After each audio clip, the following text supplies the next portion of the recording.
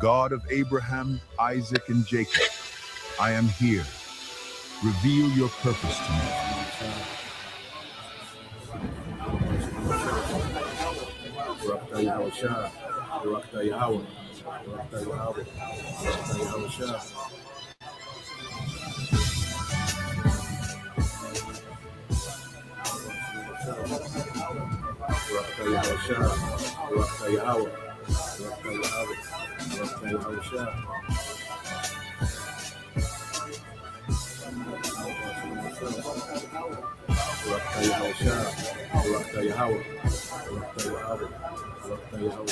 Exodus 3.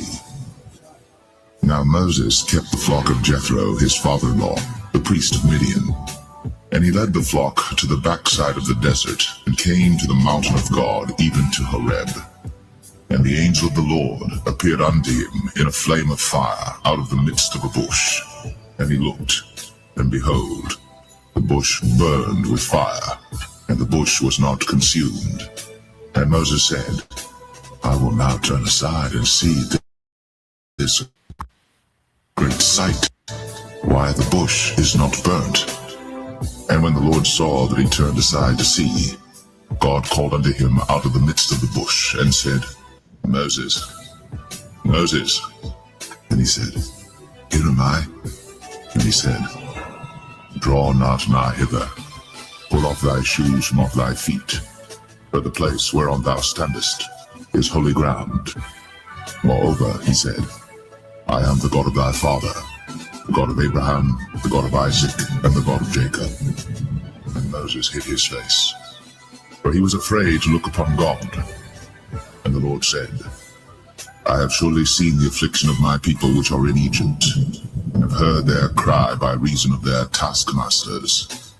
For I know their sorrows, and I am come down to deliver them out of the hand of the Egyptians, and to bring them up out of that land unto a good land, and a large, unto a land flowing with milk and honey, unto the place of the Canaanites, and the Hittites, and the Amorites, and the Perizzites, and the Hivites, and the Jebusites.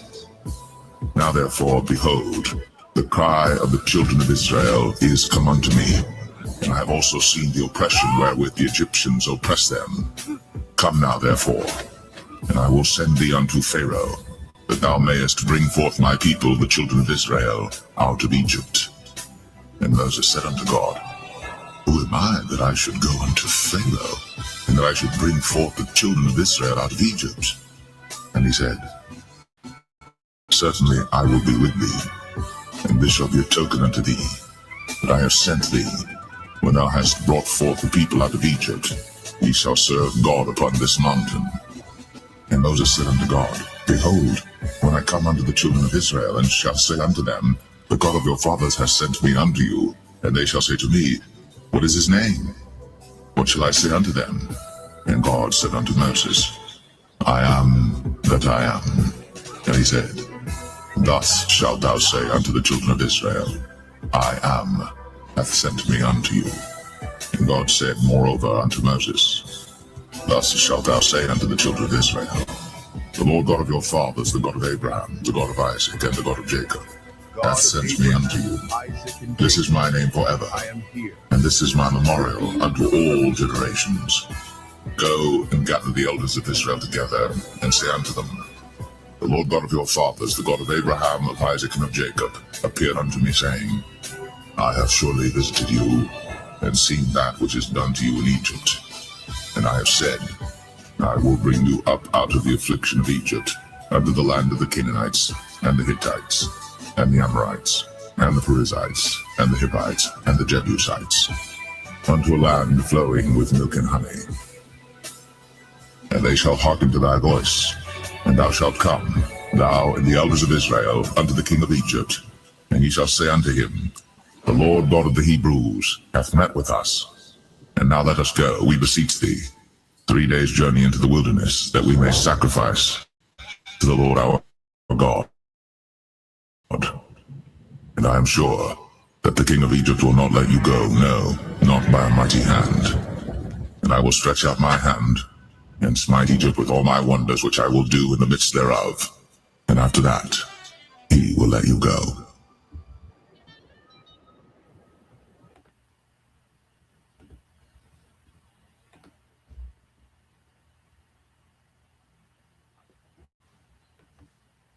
Mm. All right. Shalom. First and foremost, I would like to give all praise and glory unto Yahweh Bahashem, Yahweh Shah Bahashem, Kakadash.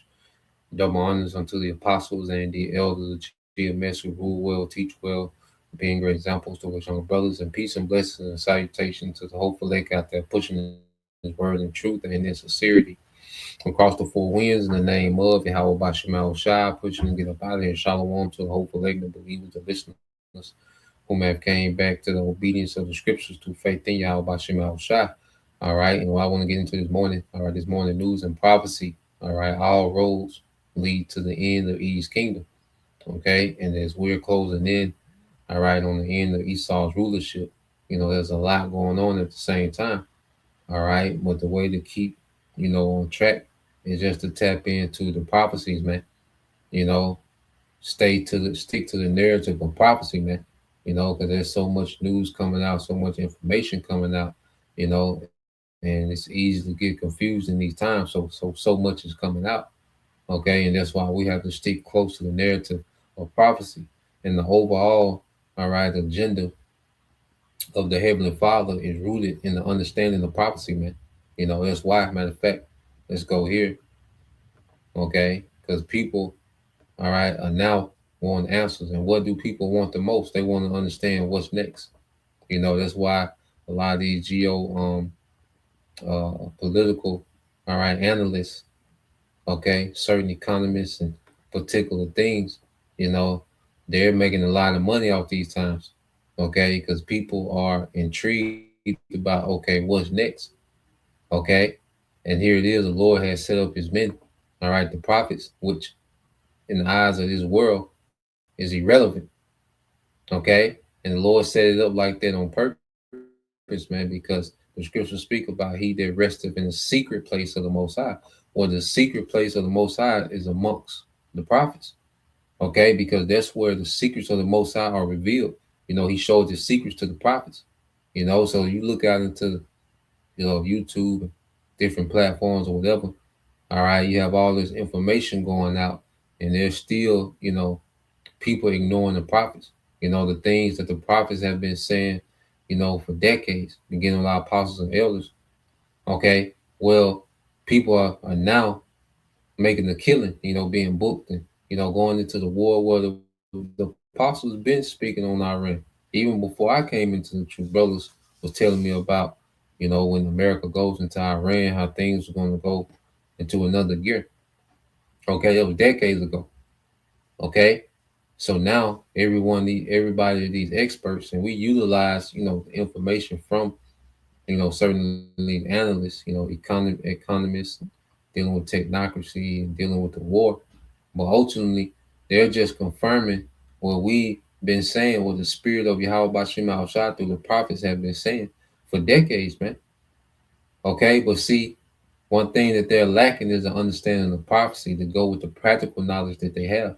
And they don't understand that this is the end, because even when they speak optimistically, as if there's going to be some type of new world order, okay, based on, all right, these certain nations, okay, with China, Russia, Iran, and these South Pacific, nations, whatever, New Africa, and I know the Lord's finna end this whole system. Okay, that's one thing that they don't understand. Okay, they don't understand how far the Lord finna take it. See, they speak, as far as the right now, short term, future. But as far as what the Heavenly Father is getting ready to do, that's what they're lacking. Okay, and that's where the prophets come and paint the whole picture. Okay, so when you go to Isaiah 33 and 6, it says, "And wisdom and knowledge shall be the stability of thy times, and strength of salvation. The fear of the Lord is his treasure." Yeah, see, the wisdom and knowledge of prophecy. Okay, because you can be an expert, you can be boots on the ground in Iran, you can be boots on the ground in UAE and actually seeing the action. Okay, but guess what? You still don't have the perspective of the prophets, man, through the spirit and power of Yahweh Bashim al Shah, which paints a full picture of everything that's going on. Okay, and what's going to keep us stable is the wisdom and knowledge, okay, of prophecy, man. Okay, that's why there's heavy emphasis to prophesy, man. You know, to go look out into the world and speak out on things that are happening in real time. That's why you go to Habakkuk chapter 2. Okay. Habakkuk chapter 2. This is Habakkuk 2 and 1. I will stand upon my watch, man.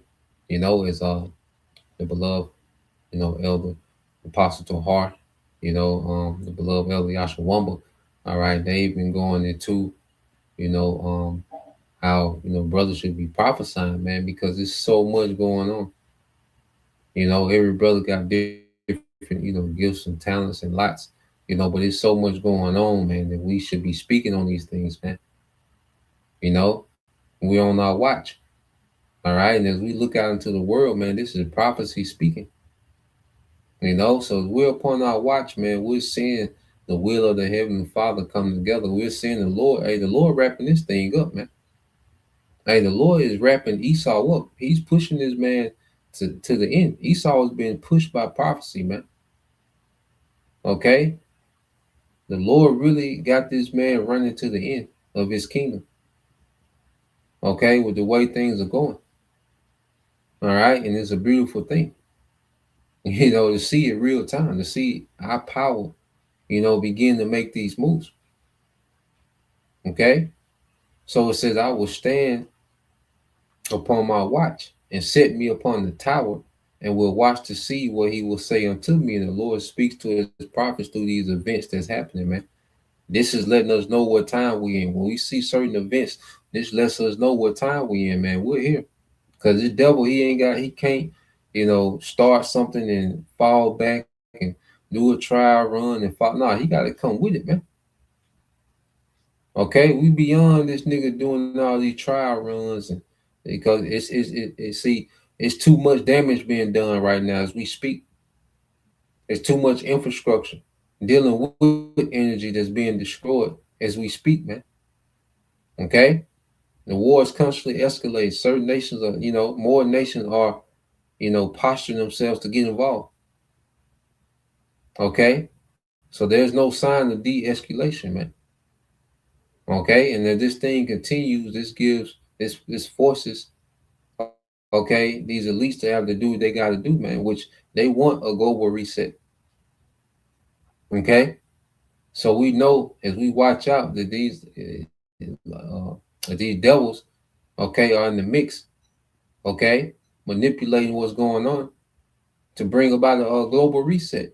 And what shall I answer when I am reproved? Okay, and what shall I answer when I am reproved? And the Lord answered me and said, write the vision and make it plain upon the tables that they may run that readeth it, man. All right, and the plain upon tables is the Bible. Our forefathers, they wrote down the vision that they had, the revelation given to them. Okay, so we know this book is inspired by the Most High. The Heavenly Father gave our forefathers, the prophets, visions and dreams, okay, about things that will come. Okay, and they wrote it down as plainly as they could. Okay, and now, all right, we're in the time where the vision that they seen, the dreams that they had, okay, now is playing out real time. Okay, and we're able to expound on these things through the Holy Spirit, which is giving us understanding. Okay, it said, for the vision is yet for an appointed time. Everything has an appointed time. Like you go February 28th, all right, the day that those small hats in America, struck Iran. Well, that's an appointed time. That time was already appointed from the beginning.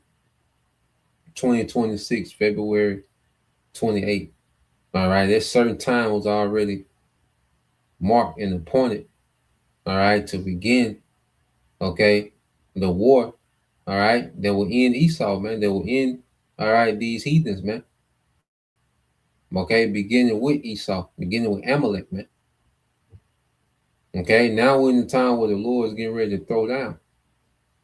Okay, he will allow these devils to build, only so far, then he will throw down, man. It said, but at the end it shall speak and not lie. Though it tarry, wait for it, because it will surely come. It will not tarry, man. Okay. So you have times where it's like, man, nothing is happening.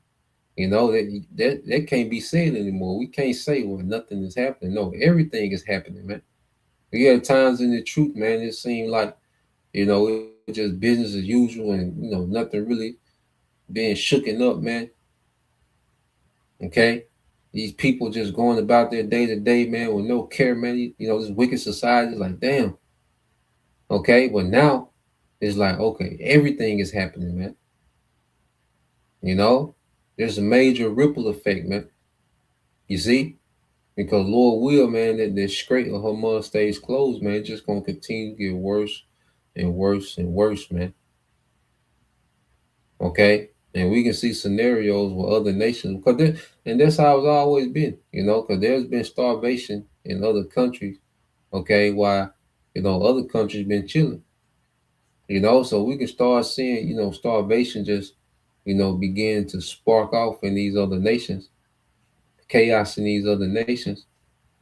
Okay, before it hits America, man. And then again, hey, the Most High calls these devils, to do some false flag, some cyber attack, and really get this thing rolling, man. Push this thing ahead, man. So any day, man, there's no telling what can happen. They can change the course, okay, of dealing with prophecy, man. You know, Hey, because everything is done in the timing of the Most High, man. And the Most High full of surprises, man. Okay, prophecy is full of surprises. Okay, in the way that the Lord causes these things to come to pass, man. Okay, so let's go from there. Um, let's go here. Yep, brother got that. Let's see. We'll get that. Let's get this real quick too. And then we'll segue to a couple videos. This get this a second. Ezra 9. All right. So this is the brother. All right. Warriors for Yahushua, Amos 3 and 7. It says, surely the Lord would do nothing, but he revealed his secrets unto the servants, the prophets. And the Lord has revealed his secrets, man. Okay. While, you have people speculating and, about this and speculating about that. No, we're sure. We fully understand what the Lord finna do. Okay. Ain't no guessing about it. Ain't no speculating. Ain't no, nah, man. That's why I say you listen, we listen to a lot of these analysts and get information. Okay. But one thing about it, what they speculate, we're certain. When they have speculation, we have certainty, man. We know what the Lord finna do. Okay. The U1 ain't gonna be the next play. Okay. A new system based around the U1. Nah, man. Okay. That's not prophecy, man. You see, Moab finna go into captivity right along with Esau, man. Okay, all these nations finna lose this war. Okay, you have certain nations, getting the ups in certain battles and back and forth, but ultimately all these nations finna lose this war, man. Okay, verse 8 said, the lion have roared, who will not fear? The Lord power has spoken, who can but prophesy, man? And we know ultimately that lion that's beginning to roar, Yahweh Shai, man. And that's the spirit that these small hats, all right, these weak ass small hats, the IDF, they calling their military operation Roaring Lion. Okay, and they're gonna bring in this operation, this military operation, which is a war. Okay, is gonna bring about the true Roaring Lion, which is Yahweh Shai, the conquering lion, as the scriptures say, man. All right, in Revelation, I believe the 5th chapter. You see, it said the Lord has spoken. How is he speaking? Through his prophets, man. So the Lord is speaking. All right, the Lord is causing these events to happen. Well, who can but prophesy? If we're prophets, how can we not prophesy about what we're seeing real time if we're prophets? Okay, how can we not go into these things and break these things down according to thus said the Lord? Okay, but the scripture speak about how what the poor man's knowledge, okay, is deemed irrelevant. Roughly paraphrasing the precept, but the scriptures go I believe Ecclesiastes 9, around about 13, 14, around in that area. Okay. Well, it speaks about the poor man's knowledge is disregarded, man. Okay. Which is speaking of the prophets, but the remnant, in the eyes of the remnant, this knowledge is precious, man. Okay. So let's go here. This is Second Ezra 9:1. It says, He answered me then and said, Measure thou the time diligently in itself, and when thou seest part of the signs past, which I have told thee before. Now, how do we measure the time diligently in itself, man? We got to thoroughly look through these things, man. You know, we got to thoroughly watch. We got to comb through these things, and man, and see like, oh, this prophecy, man. This is Jeremiah. This is Ezekiel. This is Isaiah, man. This is happening. We're looking at prophecy fulfill itself, man. And this the Lord showing that He is. Okay, so we're seeing all the signs leading up to Yahushua, which is the end of Esau's kingdom. Okay, and the end of our captivity, man. Okay, so then shalt thou understand that it is the very same time wherein the highest will begin to visit the world which He have made. So now we're seeing the signs that shows that the Lord is going to visit this place. He's going to visit this place with plagues. All right, and then He's going to send His Son Yahushua. That's the ultimate visitation. Okay, the return of Yahushua. That's the ultimate visitation, man. You see, right there, like.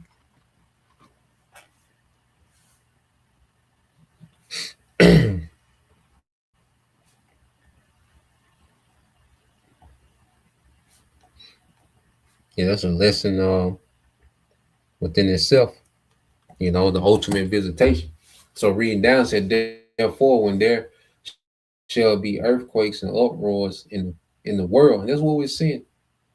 Earthquakes have massively uptick, uproars of the people, especially as we see starvation. All right, kick in, man. As businesses are going to close due to energy crisis, man. And this devil, he got to ride this out, man. I don't see this devil letting up, man. The Lord, I don't see the Lord letting this devil let up. Okay. So as things continue on this current path, man, it's going to be these uproars, these peaceful protests are going to become violent. Okay, and it's going to get to a point to where day-to-day life is going to be violent, man. Okay, as people scrounge, okay, for resources, man. Okay, it said, then shalt thou well understand that the Most High spake of those things from the days that were before thee, even from the beginning. Yeah, the Most High, all right, spoke these things from the beginning. You see, we go to text, over 2,000 years old, 3,000 years old, and it's prophesying of these exact days that we're in now.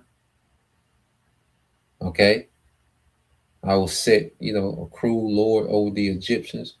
Speaking over here in America, man, that was thousands of years ago that was written, man. Playing out now.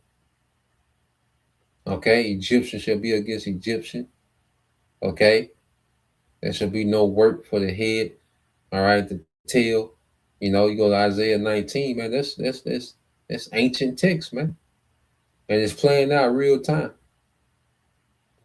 And there's many more examples, but just giving one example, man. So the Lord spoke of these things from the beginning. Okay, and they play out now, and that's how the Lord shows that He is. Okay, not to be confused with anything else, man. The Most High, He is. All right, and He proves that through His word coming to pass. Okay, and that's why you have the ministry of the prophets, all right, to expound on the Most High's word. So if they come to pass, you can say, oh, their God is doing this. That's why we prophesy in the names of Yahweh, in the name of His Son, Yahushua. Okay, those are the names associated to prophecy being fulfilled in the earth, man. Okay, this is the power that's bringing this to pass. Verse 5, for like as all that is made in the world hath a beginning and the end is manifest. Okay, and the end is manifest. You see, we in the time now where the end is being made manifest. Okay, We're seeing the end manifest itself, man. This war is going to end this age, man. This war is going to go nuclear, man. This devil has to collapse the economy and bring about the MOTB. He has to do these things, man. It's manifest now. Okay, this tech ass energy global lockdown, he finna roll out. He just got to roll with it, man. Whether he's as ready or not, this nigga got to roll with it, man. You know, it's manifest, man. Okay. Verse 6 said, even so, all right, even so, the times also the highest have plain beginnings and wonder and powerful works and endings and effects and signs. Okay. And this is what we're seeing, the effects and signs of the end. Okay. And everything that's happening is leading to the end. The AI, the central bank digital currency, the war, okay, the energy crisis, and all these, everything leads to the end of Esau's kingdom, man. Okay, no matter what path this nigga take, it leads to the same end. Okay, so let's go here. I got this real quick.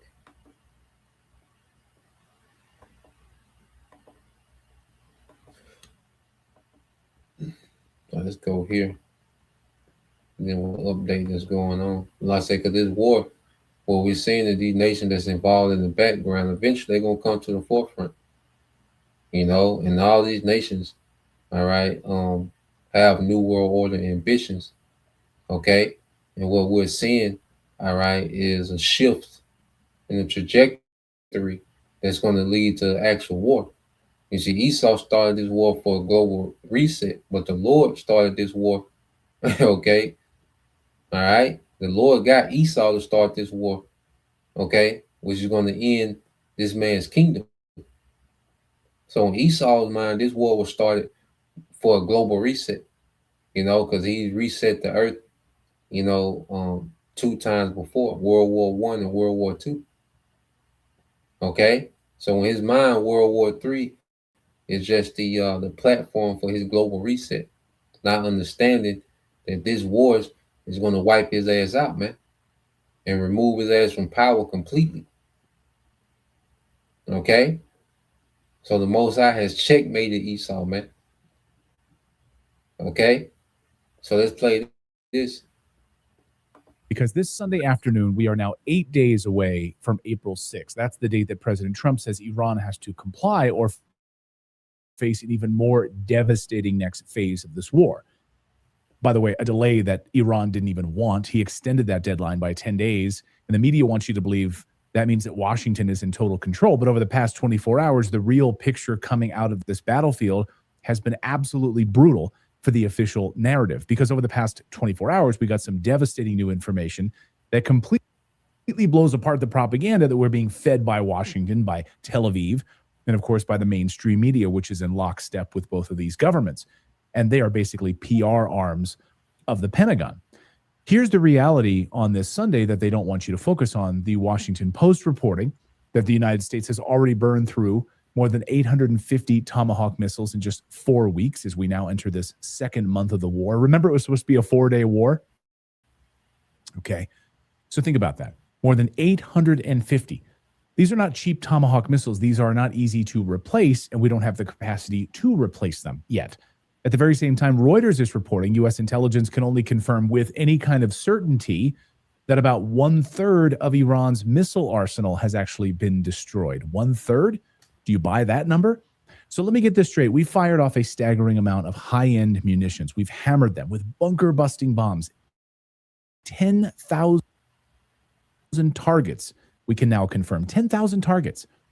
And we can't say with any kind of certainty that we've taken out more than just 1/3 of what Iran had. That's not victory, although that's what the White House would have you believe. That's not dominance at all. That's an admission that this war is chewing through American firepower at a terrifying rate right now. Iran's still very much in the fight and has actually been holding back its most advanced weapons that we haven't touched. It kind of reminds me of Muhammad Ali's rope-a-dope strategy, taking a whole bunch of punches, just waiting and just waiting and just waiting, and then pouncing when the enemy is tired and worn out, when America and Israel are at their most vulnerable. And that's exactly why this next phase is so dangerous, because now the Houthis are in officially. No more guessing, no more maybe on. So yeah, man, you see, and America is throwing a lot into this war. You know, that their mindset was on a short war. You know, America, all right, they in their minds, okay, they will be in full control of the Strait of Hormuz, okay, which would allow them, you know, to cut Russia and China, okay, from energy because these devils have a lot going on. The AI, you know, it takes a lot of energy, man. You know, so these different nations and these different, you know, elites that's behind these different nations, man, they got a lot going on, man. It's a lot of infighting. Okay, you best believe it's a lot of, you know, betrayal amongst, okay, these Edomites, these elites, betrayal amongst these nations, because the scriptures say talk about treachery, man, how they should deal treacherously, okay, against those that dealt treacherously dealing with America, man. You know, so there's a lot of plot on America, man. See, this is prophecy. Okay, we don't have to. We don't need, you know, a commentary about these nations that's gonna flip on America, man, because the Bible said that, man. All right, the EU gonna flip. All right, and all these nations that got these deals with America, they're gonna begin flipping. All right, to take America out, man. Okay, and this is a fight over resources, you know, because these are different oligarch families. You best believe somebody wants to be the head of this thing, man. Okay, this is our new world order. All right, these Edomites, this is Esau we're talking about. Somebody wants to be the head. Okay, somebody wants to be the all right, the head honcho of this thing, man. So there's a resource grab going on amongst these nations. Okay, going into this new world order. All right, now you have Yemen. Okay, getting into the fight, which Yemen is not a mighty military, but strategically it can do damage to the global economy. Okay, through uh the Red Sea passage, man. Okay, and how much, you know, the elites are, you know, controlling each nation and how they move. You know, we can only speculate, but we know what the Lord is doing. Okay, we know for sure that the Lord's in full control of all this, man. The Lord is going to close the Red Sea, man, just as He closed the Strait of Hormuz. All right, because it's the Lord's will that's being performed in the midst of all this, man. All right, because what the least got going on is going to fail. Okay, so let's play this. Saturday, the Houthis in Yemen have now launched their first attack on Israel in this current war. I spoke with Colonel McGregor just this morning, who told me that Houthi intervention was timed to raise the strategic economic cost by threatening access to the Red Sea, particularly in Saudi ports like Jeddah. In addition to that, the Houthis are now compelling our forces to fight on multiple fronts and further regionalize this war beyond the Gulf. So that means this is no longer just Iran and Israel. This is now a regional multi-front mess that can spread from the Persian Gulf. And this is how world wars start. Okay, it started off with a conflict with two nations, and then, all right, the allies of those two nations began to enter the fight. Okay, right now, all right, with the Yemen, you have the Israelis being attacked from the south. Okay, the north by Hezbollah and from the east by Iran. So the small heads are now fighting a three front war. Okay, with the possibility of another major choke point. All right, the Bab el Mandeb Strait. You know, it's a little more difficult to say than the Strait of Hormuz. Okay, but another strait, which is a choke point. Okay, for shipping, for global shipping. Okay, now that's on the board. Okay, and we know, you know, in order to do a reset, the devils need things closed down, man. You know, so in their mind, certain things are working in their favor. All right, but they don't understand that the Most High, all right, is going to keep escalating this thing until their empire is destroyed, until they end up in slavery. You see, they're not going to be able to just turn the switch off, man. Okay, I said even if they broker some type of peace deal, okay, some type of ceasefire, whatever, all right, we know that it's going to be a continuation. All right, and the way nations, because a lot of nations have showed their hands. You know, a lot of nations have done things you can't just go back to normal anymore. Nah, okay.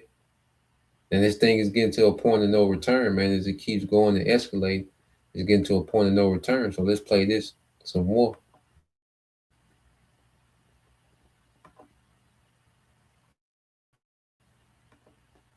Bob El-Mandeb, the way that they've threatened to, it will be an economic disaster through the Red Sea. Roughly 12% of world trade passes through that corridor. So just forget oil for a second. All of that trade coming through, 12%. That's Imagine being able to build an app with your name on it just by thinking about it. Meet Base 44. That's not some side issue. This is a global economic artery. Colonel Dan Davis on his show on Saturday made the point that this might have been the strategy all along. You degrade America's missile stockpiles, drag us deeper into Iran, and then open another front through Yemen while the U.S. forces are already stretched incredibly thin. 10,000, maybe 12 or 13,000 by now, missile strikes has only netted you up about 1/3 of what they had. And so that means that their ability to sustain is likely going to continue on for the foreseeable future. And that gives them confidence. And with the Houthis joining, that gives them more confidence. Kataib Hezbollah in Lebanon, all of this stuff gives them more and more confidence. Now look at what the Pentagon is doing. The USS Tripoli has arrived, carrying about 3,500 soldiers. The total U.S. forces in the region now well over 50,000, the biggest American military posture in the Middle East in more than 20 years. And this comes after Iran hit Prince Sultan Air Base in Saudi Arabia on Friday, injuring at least 15 troops there. Iranian sources saying that more than 500 Americans have been wounded or killed so far. So when they tell you this is under control, that America has already won this war, no, it's not under control. That's a bald-faced lie. You don't rush in more Marines, more paratroopers, more ships, more contingency special forces, like the 82nd Airborne Division, because you're calmly wrapping things up. We're all done over there. You do that because you know this war is about to get a whole lot worse. What's going to happen in these next 8 days? By the way, here's the part that no one on like Fox or CNN wants to really touch, and that is China. Because what we are hearing from our sources in the region is absolutely explosive. They are telling us China is not just quietly cheering Iran on from the sidelines. They're helping Iran build a battlefield nervous system right now. China has basically sent massive amounts of hardware right before the war started.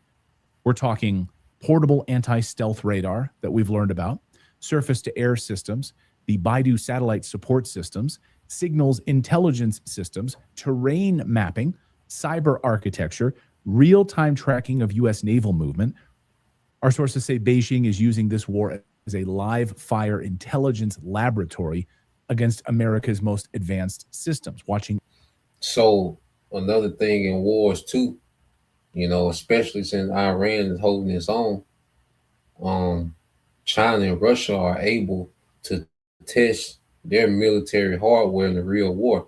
Because it's one thing you test your weaponry, you know, just in the open field, in the open desert, you test, you know, your systems. Okay. Was another thing to get, you know, real live reps in the real war. Okay.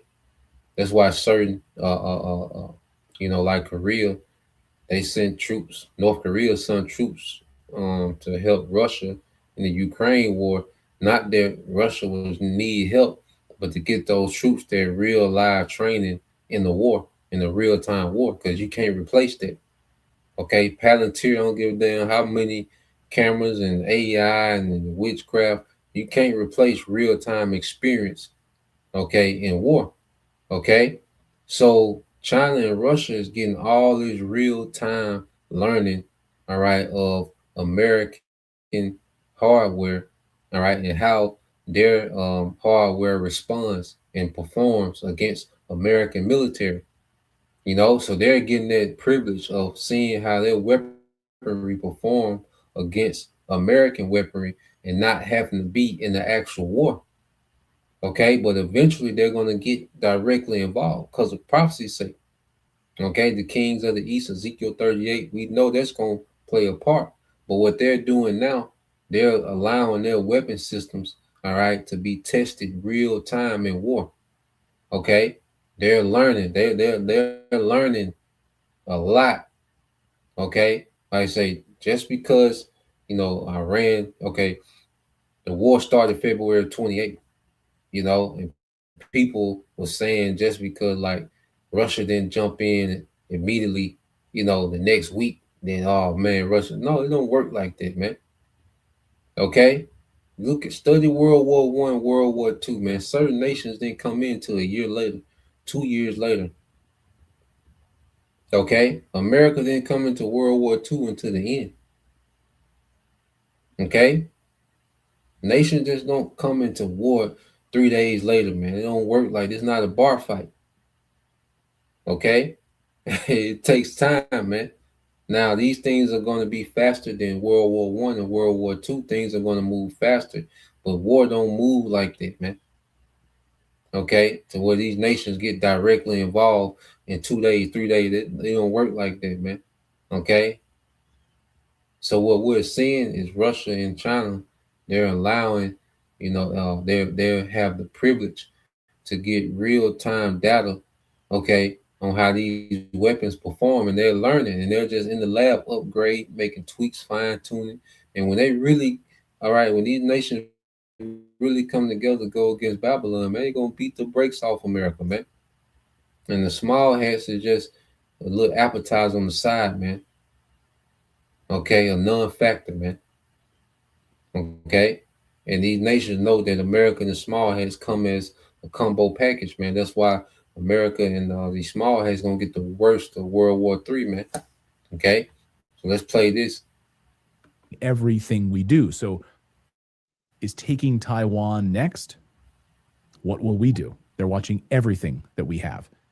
Now, publicly, this is where U.S. officials actually admitting that China's top chip makers are supplying technology to Iran's military-industrial complex. Reuters also reported last month that Iran was nearing a deal with China for anti-ship cruise missiles. So even on the public record, China's fingerprints are all over this. China learning our systems in real time, while Iran does the bleeding, absorbing all of these blows. And the reason our F-35s are being hit, one of them downed, at least the one we know about, by Iran, is because of China's targeting, we are learning. So Iran wasn't doing this on their own. It's all China.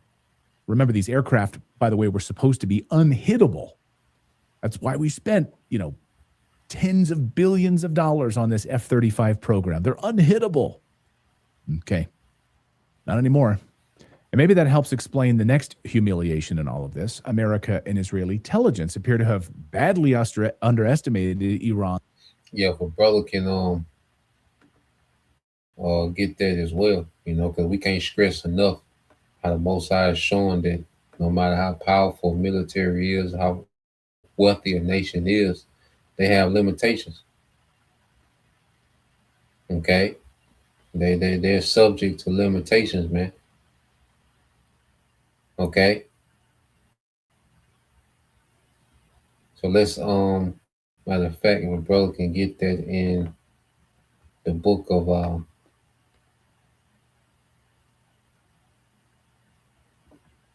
let's go to the book of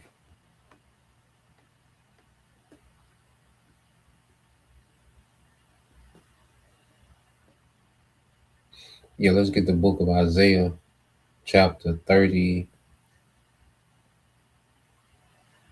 You get straight to the point. Yeah, that's Isaiah 33. And no, it's like Isaiah 31 verse 3. Isaiah 31 and verse 3 in the NLT Bible shot. If brother can get that. And I'll let this play while brother get it. Underground missile cities, as they're being called. One major reason the United States still can't confidently assess Iran's missile losses is because so much of that arsenal is buried in underground tunnels. And bunkers, sophisticated bunkers and tunnels before the war even started, dispersed stockpiles. This is why these missiles keep flying. This is why Iran can keep absorbing these strikes and still fire back. You can't bomb what you can't see and what you don't know about. And that's what an intelligence failure looks like in real time. And remember what Colonel McGregor and Colonel Davis told us on Thursday on our show. We did a whole military panel about this. Iran has not even used what he says are the most advanced hypersonic systems yet. Well, my impression is that they have a large number of hypersonic missiles they have yet to fire. That's very clear. They made that clear because they started utilizing older missiles for the purpose of wearing down air and missile defenses, also identifying air and missile defense batteries and radars and so forth. I don't see any evidence that they're about to run out. So let that sink in. They're exhausting defenses with older waves while holding back something far worse that we can't stop. Now let's talk about the propaganda on casualties, because this is where the media really loses me, loses all of us. We keep hearing the fairy tale that Israel is basically taking light damage, that everything is under control, that Iran is lashing out wildly and achieving nothing. Really? New reporting over the last 24 hours, citing Israel's health ministry, says 142 people were brought to hospitals in the last 24 hours alone. 142. So no, this idea that Israel's barely getting touched is nonsense. We're also hearing from multiple sources that the number of Israeli wounded is over 5,000. Yeah, you won't hear that on Fox News or CNN. And when governments start tightening information during wartime, you should assume the real picture is worse, not better. Dr. Trita Parsi on our show earlier this week revealed that within 24 hours of this war starting, the United States classified U.S. casualties. You don't classify U.S. casualties if you're proud of how well things are going. So while all of this is happening, the economic fallout is already here. Brent crude prices closed Friday, $112 a barrel. Price is going to go much higher if this drags on. The Strait of Hormuz Saturday morning effectively closed. Reuters also says this war has taken about 11 million barrels a day of global oil out of the supply chain. 11 million. This is why markets are shaking. Gas prices skyrocketing across the United States. Inflation now up over 4%. That's why every family watching this video needs to understand this is not some faraway conflict that doesn't touch your life. It's already here. Now, Trump is also blasting NATO, saying the U.S. does not have to be there for the alliance after Europe refused to basically back this war. He called them a paper tiger. After doing an average of $1.65 million per month for the last 12 months, this is the one thing I would focus on if I wanted. This is NATO. And I've always said NATO's a paper tiger. And I've always said we help NATO, but they'll never help us. So this effectively is the end of NATO as we know it, and good riddance. And that's the real story this Sunday, not the fake news version. The real version of everything that I just went through is America is burning through missiles that we can't replace fast enough. Iran is still standing, has been waiting to strike their most sophisticated weapons yet. The Houthis are now in the fight. China appears to be learning from every second of this war. U.S. troops are getting hit hard. Oil is screaming higher. And April 6th is now just 8 days away. So when they tell you this is all going according to plan, don't buy it. It's garbage. This looks a lot more like escalation through exhaustion than peace through strength. So that's the news update part of today. So yeah, man, prophecy is speaking, and as he talked about the EU, well, this is prophecy. Okay. Trump called him a paper tiger, whatever. Well, we know according to scripture there was going to be a falling out between America and the EU. Okay, Revelation 17:16, it says, "In the 10 horn which thou sawest upon the beast, these shall hate the whore." Okay, and the whore is America, man. Okay, and America, all right, for the longest, has enjoyed the privilege, okay, of being, an empire, man. And these other nations, these 10 horns, just been vassals. Okay, they're just vassals to the empire, man. And what we're seeing, these vassal states are beginning to hate the whore, the empire. All right, and they're going to get ready to turn on the empire, man. And shall make her desolate and naked, and shall eat her flesh and burn her with fire, and shall eat her flesh and burn her with fire. Okay, so this is where we at, man. The Lord, all right, is at the point to where he's going to cause this war eventually, on down the line to go nuclear. Okay, but he has started that process that's going to lead to the nuclear war.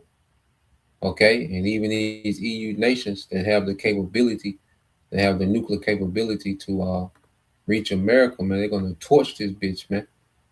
Okay, let's go here, and what we're seeing every day is how limited America is, man. How limited, all right, uh, the elites are, man. Okay, Isaiah 31:3 it says, "For these Egyptians," this is brother Mark Ball. "For these Egyptians are mere humans, not the Most High. Their horses are puny flesh, not mighty spirits. When the Lord raises His fist against them, those, all right, when the Lord raises His fist against them, those who help, okay, let me see, will stumble, all right, and those who help will stumble, all right." Put the end of it. Let me see.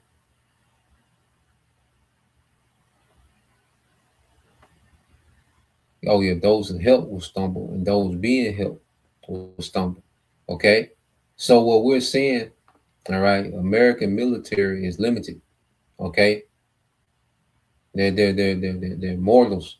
They have limitations. Okay, American soldiers can die. Okay, American military hardware can be destroyed. American infrastructure, these aircraft carriers, they're on the back foot. They're running. Okay, from the battle, man. You see, they're limited. These things were looked at as guys, man. Those aircraft carriers to pull up to a nation, man. And America used to make whatever deal, what they call gunboat policies, man. Okay, America pull them aircraft carriers to your coast, and America come in and make any deal it wants. Okay, because these nations knew how much firepower these aircraft carriers had, man. Okay, but now we're seeing, hey, the Lord got a spirit on these nations, man, to get at America, man. All right, to try to bully. Okay, and then in the world is seeing that the bully is overrated. Okay, and now there's treachery being plotted against America, man, the whore. Okay, but the Lord is showing that this devil has limitations. Okay, and that he's not this unstoppable force in the earth, man. Okay, so let's go from let's go here, and it says anybody, and there's a spirit. You know how the Lord has it where Iran is attacking anybody to help America, and it's going to increase because helping America is going to be swift destruction, and ultimately all these nations are going to get it. But the nations that help America, they're going to get it the worst. Okay, and eventually it's going to be America and the small hats by themselves, man. Okay, and that's what is going to result in the end, is America and these small hats by themselves, man. Okay, where they're going to be completely obliterated. The only difference is, our land is going to be built back up. America is going to be a forever desert.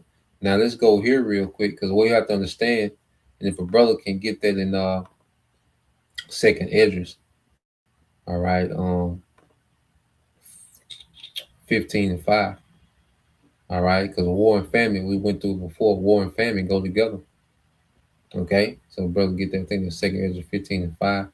All right, but this brother warriors of Yahushua 144, Job 14:5, it says, "Seeing his days are determined, the number of his months are with thee, that has appointed bounds that he cannot pass," man. And that's the spirit, man. It's certain precepts that come out every day, all day, man, because this nigga's at his end. It's like playing your favorite song, some of these precepts, man, to know that this nigga days are determined. The Most High got this nigga numbered. Okay, and we can tell that we in the last few of them days, man. We at the last end, man. He's at the bottom of his rulership, man. Okay, Esau riding on fumes, man. His rulership is riding on fumes, man. He's gonna be fully out of gas, man. The Most High gassing this man out. Okay, I got a quick clip just to show, because even in World War I and II, there was mass famine. We have to understand wars come with famine, and that's even before World War I and World War II. All right, this is ancient. Matter of fact, let me see if I can find. So I'm gonna play this though, but he's gonna talk about probably a few minutes of it. Okay, play a few minutes of it. Berlin. November 1916. You are a mother of 3. Your government told you the war would be over by Christmas. It is now the second Christmas. The British naval blockade has cut off food imports. The potato harvest failed, not because of weather, but because the army took all the copper for shell casings, and without copper there is no fungicide, and without fungicide the blight ate the crop. Your ration card entitles you to 1,000 calories a day. Your children need 2,000. The only food available is turnips, animal feed. You boil it, you mash it, you bake it into bread. They call it the turnip winter. By the time the war ends, hundreds of thousands of civilians will die of hunger and disease from this blockade. Not soldiers, mothers, children, old men. Now picture this. Leningrad, November 1941. The siege has been going for 2 months. Your bread ration just dropped to 125 grams per day. 3 thin slices, about 300 calories. You need 2,000. 100,000 people will die every month through the winter. People are boiling wallpaper paste because it contains potato starch. The zoo animals are gone, the pets are gone. Now picture this. It's just like a very cool way to prototype extremely quickly. If I go here in Figma, I just have this design here that I pulled together. I can just take the link, I can copy a link to selection. Beirut, August 4th, 2020. A warehouse explodes at the port. The blast destroys the country's only major grain silos. Within 2 years, the price of a basic food basket rises 1,500%. 85% of Lebanese cannot afford basic food. Same pattern. War disrupts energy. Energy disrupts food. Food prices explode. Savings become calories. Here's the thing that keeps me up at night. Right now, the Strait of Hormuz carries the raw materials for nitrogen fertilizer that grows food for 4 billion people. The strait is closed. The world's largest urea supplier has shut down. Fertilizer plants across Asia have closed, and this disruption is hitting during spring planting season. Farmers who cannot get fertilizer now will produce less food at harvest. There is no strategic fertilizer reserve. None. Anywhere in the world. By the end of this video, you'll know exactly how war turns into famine. The same chain every time, and the 5 strategies that kept families fed when the system broke. Stick with me. Before we dive in, this is history, not financial advice. Do your own research. The chain. Every war-caused famine follows 5 links. Break any one and the food stops. War disrupts energy. Energy disrupts agriculture. Agriculture disrupts transport. Transport disrupts distribution. Prices explode and savings become calories. Germany, 1916. Same chain. Leningrad, 1941. Same chain. Yemen, 2015. Same chain. Every single time. Now the survival strategies. Now, real quick, because that's what we're seeing happening, and this is, I say, of course, the elites manipulate, all scenarios that we see happening. Okay, but also we have to understand too, war and famine go together. Okay, way before. Okay, we have what we call, these elite bankers of today. Ancient war and famine went together. Okay, because you at war, you're trying to win at all costs. Okay, so you're going to have the elites manipulating things, and you're going to also have these nations, all right, trying to get the upper hand by all costs. And it's going to be a world war. More nations are going to come in. So there's going to be more supply chains that's going to be disrupted. As more nations coming to the war, more movement of goods are going to stop. Okay, because when we in war for real, trade stop. When we really get into war, all right, speaking of nations, these other nations that's going to be involved, when they really get into war, okay, against America, it's going to be a lot of things that's going to stop flowing to America, man. Okay, because America is an import, all right, nation, man. Okay, so when you go, just here real quick, just a quick Google, and just ask how does war and famine relate? All right, even going back to ancient wars, It said war and famine are intimately linked. All right, which means they're very familiar. Okay, you really can't have one without the other. There's never been a war that didn't disrupt, all right, the movement of goods and affect the food supply. Okay, it says with conflict acting as a primary driver of acute food insecurity throughout history, war causes famine by destroying crops, livestock, and infrastructure, displacing farmers and severing supply chain. It is often deliberate strategy, a weapon of war to weaken enemies by starving civilian populations. How war causes famine. Destruction of agriculture, said battles, bombing, and marching armies destroy crops, kill livestock, and ruin farming infrastructure. All right. It says when farmers and rural populations flee violence, they leave behind land that goes unplanted or harvested, leading to sudden food shortages, man. So even farmers fleeing, trying to flee the war. Okay, it's gonna be a lot to play into, this famine. A lot of these things are engineered, but then a lot of these things are naturally tied to war as well. Okay, it says blockades of siege warfare historically and currently. All right, cutting off food, water, and humanitarian aid to a town or region is a common tactic to force surrender, as seen in a sense from the Roman destruction of Carthage, 146 BC, to modern conflicts, man. So even going back to ancient wars, okay, you will have these tactics in place, that will weaponize, okay, food, okay, a siege, even going to the Bible, okay, you had this story where, Jake was eating donkey heads and dove dongs. Why? Because they were cut off. The Syrian king had cut them off from what? Food. Okay, the women, they came to the king. The woman that came and complained to the king and said, "Look, this woman, we had an agreement we were gonna eat my son today and eat her son tomorrow, but she ran off." So famine and war go together. You see, this is what we have to understand. They naturally go together, even beyond, the engineer famine that the elites are doing. Okay, naturally, famine and war go together. Okay, it said conflict causes food prices to soar, often creating scenarios where food is available but priced far beyond the reach of ordinary people. And this is what the elites can engineer, because they can just create prices off the chart. And that Brent crude oil is going off the chain. Now, last week they maintained it under $100 for a few days. So just to show that, but I'm gonna go to this too. This Brent oil. Well, let's go here real quick. Dealing with the Brent oil.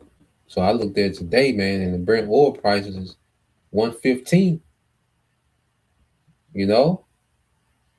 They get up to 120, man. It's gonna be crazy, man. See, this is what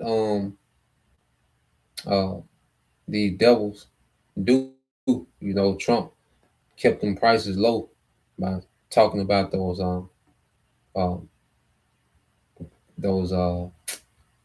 he was talking about peace deals, and then he was talking about sending Marines. And the purpose of the Marines was supposed to open up the Strait. Okay, but since that operation ain't going through, prices shot up. See, they marked this oil based on, okay, we got peace deals, and then plus on top of that, the Marines can go through and open the Strait. So the market play off that. So Trump been manipulating the market with his speeches. So if you brought, all the oil, let's say if you put stocks in a bunch of oil last week when it was in the 90s, the upper 90s, okay, now it's going up. Okay, now you have all this money that you put in and it just increasing, man. And that's what these devils are doing as well. Well, the people that's on the tier with Trump now, for the least, all right, they don't care about no money. Okay, they make the money. This little money game that everybody else play, they create that. Okay, these devils want control. All right, They want control. This is what these devils want, man. You see?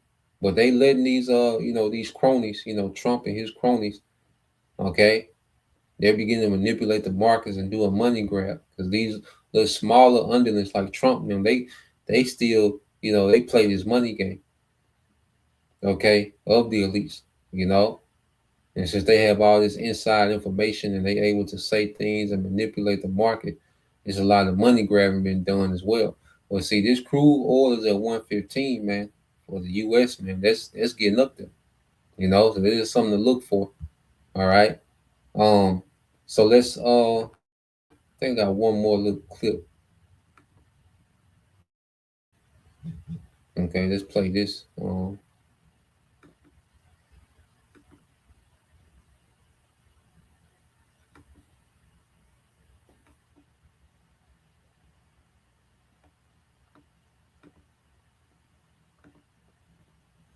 I got one more clip.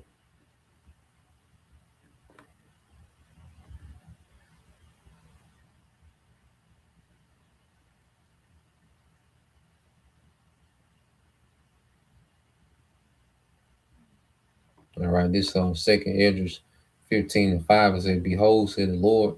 It's the brother Wars of Yahweh 144. It says, "Behold, said the Lord, I will bring plagues upon the world, the sword, famine, death, and destruction."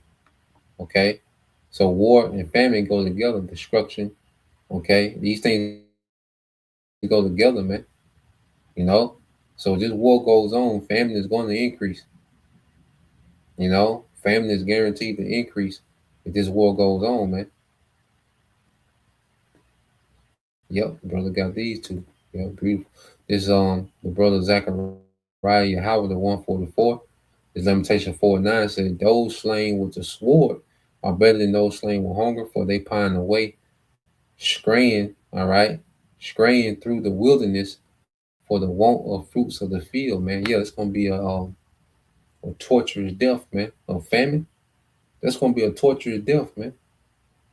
And this is what the Lord is getting ready to bring to the masses, man, a torturous death. Okay? The Heavenly Father is getting ready to bring a torturous death to the masses, man. Okay? Because Scripture say, many shall die by famine. And that's going to be a torture, man. A long, drawn out. Okay? The Lord going to have you, the Lord going to have time to think about the BS you was on, your wickedness. You probably hear the prophets in the background as because you get to hallucinate. When you get the starvation, you get to hallucinate, man. You go to, the Lord will take you in and out of different realms, man. It's gonna be a torment, man. The Lord not finna play, man. What the Lord finna bring to the earth, man, is gonna be remembered forever, man. It's gonna remember like, damn. Boy, I remember that time we pissed the Lord off, man. You see, it's gonna be the eternal memory, like, damn. We know what not to do, man. You see, Joel 1:10 said, this is another from the brother Zechariah, Yahweh the 144. Joel 1:10 said, "The field is wasted." All right. "The land mourneth, for the corn is wasted, the new wine is dried up, the oil languished," man. Okay.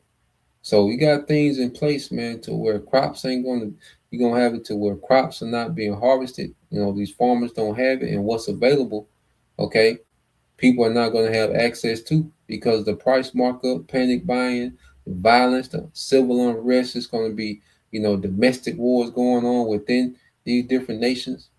Okay, as you have wars going on across borders, you're going to have wars going on within nations as well. Okay. You see, so it's going to be going down at the return of Yahweh, man. Okay. So let's play this real quick. All right, let's play a few minutes of it, because a cyber attack, all right, will be another devastating blow. Okay, which basically that's famine, because people depend on what to eat, man, their income. Okay, so if a person's income is wiped out, savings and whatever is wiped out, then what do you have, man? Okay, And when you get to a point where cash is not accepted, what's going to be the solution, man? The seal. Okay, so let's play a little bit of this. And we regret that people have lost money. And whatever we did, whatever the standards of the time were, it didn't work out well. You created the mess we're in, and now you're saying, sorry. And look, you've got 90 days before a massive rules change. I mean, the rules meant for protecting your money at the bank, they changed for good. You see, last Wednesday, the people in charge of your bank's safety rules, they held a vote. They decided that you can handle more risk. And they didn't even ask you. It was their discretion about what you can tolerate. What's crazier is where you stood before they even held the vote. You know how you assume your money is safe if something goes wrong at the bank? For every $100 the government promises to protect, they've got $1.17 set aside. $1.17 for $100. That was your safety net before last Wednesday. And they looked at that and they decided. That's crazy work. For every $100 you got, it's $1.17 set aside. That's crazy work, man. And see, they're pushing all these legislation while everyone is distracted. Okay, they're pushing these things into place. So when certain other things happen that they do, there's already things in play, man. This is a big trap. Okay, this is a big trap that the devil has that he's rolling out, man. See, but this devil, he's in the trap while he's trying to set a trap. You know? So they're passing these certain legislation, and people, I learned this morning. I God damn. So listen to what he's finna say now. You have too much net, and not a single news network covered it. So I pulled the documents for you, all of them. I pulled the vote, the fine print, the math, everything. And what I found isn't just one problem. It's 4 layers of exposure sitting on top of your checking account, your 401k, and the deed to your house right now. I'll take you through all 4. And if you have a bank account in the United States, any bank account, this applies to you. Layer 1, your money, it's not there. In March 2020, the Federal Reserve reduced the reserve requirement for banks to 0. That means your bank is not legally required to keep a single dollar of your deposit on hand, not one. Think of it like a parking garage. You pull your car in, you think it's parked, but the garage has 0 requirement to keep your car in the spot or even in the garage. Instead, they're renting it out as an Uber while you sleep. And then when you come back for your car, you're depending on enough other cars at least being returned at the exact same time for the garage to hand you a set of keys. That's your checking account right now. That rule changed in 2020 and was never changed back. That's layer 1. Layer 2, if the bank fails. So the bank is not required to have $1 of your money in there. That's crazy, man. All right. And you see, and we see why, you go to the bank and you get cash out, man. It's like the whole bank get offended. All the tellers, look at you like, damn, a nigga come from the back, you like, God damn. You see? Well, they got this, it's such a scam and a fraud, man. The man said they not required to have $1 of your money in there. So when they do these cyber attacks, man, it's over, man. Okay, and they're gonna blame on Iran or Russia, China, either one. Okay, so when they start doing these cyber attacks, man, okay, this is gonna empty people out, man. Okay, because it's a whole scam, man. And see, the Lord got this nigga crashing his own system in hopes to build another, man. And it's gonna be very chaotic and hectic out here, man. Okay. Your money bails it out. You see, in 2008, the government bailed out the banks with $700 billion of your tax dollars. People were furious. So Congress passed Dodd-Frank and said, never again. No more taxpayer bailouts. Sounds great, right? Well, here's what they replaced it with. Now, if a major bank fails, instead of using taxpayer money, the bank rescues itself using money from its own depositors and bondholders. Still your money, just skips the tax man this time. And this is what they call a bail-in. And this part matters. You see, when you put cash in a bank, you become what they call an unsecured creditor. That's the legal term for your checking account. You gave them cash, they gave you a receipt, but they did not give you a guarantee. Yeah, but what about the FDIC, right? I'm glad you asked. Below $250,000, the FDIC is supposed to have your back. And to be fair, they've covered every insured depositor since 1933. That's real. They've honored their agreement. But remember that $1.17 from earlier? The FDIC holds about 129 billion bucks. The deposits they insure, over $10 trillion. That's $1.17 for every $100 they've promised to protect. That's not insurance.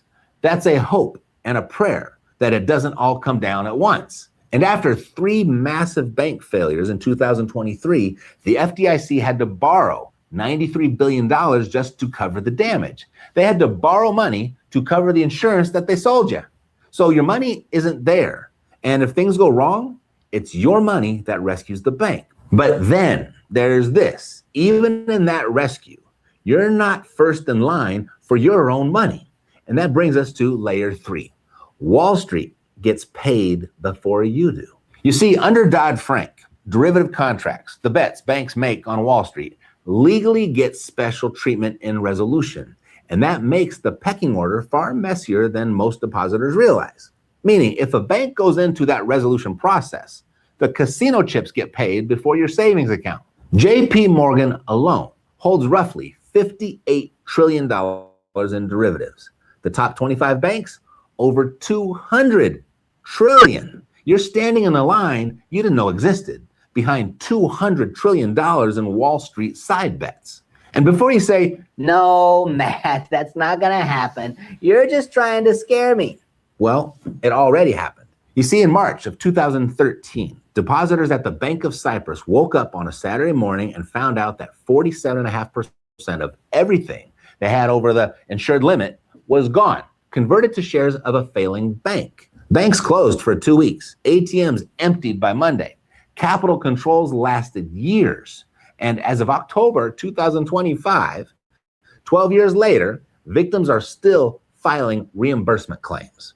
That was an EU member state with a central bank, with deposit insurance, with every promise you're hearing right now. See, there you go, Matt, with that scare stuff again. That's Cyprus. That's not America. Hey, fair point. But let me show you what America's own people said. On November 9th, 2022, the FDIC held a meeting. The room included the former president of Goldman Sachs, former heads of Citigroup and JP Morgan, and former Federal Reserve officials, recorded on their website. One member said, on camera, people need to understand they can get bailed in, but you don't want a huge run on the institutions. And then Gary Cohn, Goldman Sachs for 25 years, former White House economic advisor, said this: we want them to have full faith and confidence in the banking system. There's a select crowd of people on the institutional side, and if they want to understand this, they're going to find a way to understand it. So here it is decoded in plain English. The people who run the banks don't trust the banks, but they don't want you to know that, because if you figured it out, you'd move your money. And if enough people moved their money, the whole thing falls apart. So they keep it quiet and they count on you not looking. And honestly, they're probably right. Yeah, man. So the bank scam that's finna fail. Okay, it's all a scam. All right, and eventually, it's gonna be bank runs, attempted bank runs. Okay, banks being completely cleared out. Okay, this is a hell of a scheme, man. Where this devil got it to where when the bank fails, you pay for it. Okay, when you can't pay your mortgage, the bank takes your house. When the banks can't pay their bill, we pay for it. Oh boy, man, this nigga gotta go, man. This nigga gotta go, man. You can't make it up, man. It's just a big scam, man. The earth is a big scam on the Esau, man. You know? Well, yeah, man, eventually the banks are gonna fail, all right? The money don't exist, man. You know, it's all just a big Ponzi scheme. All right, what they call a pyramid scheme. Okay. But eventually the Lord just gonna break the monopoly board, man. Okay. I think that's real quick. I think that's the book of Psalms. It's a 124. I'll get straight to the point. The brother want to post it. Psalms 124. You know.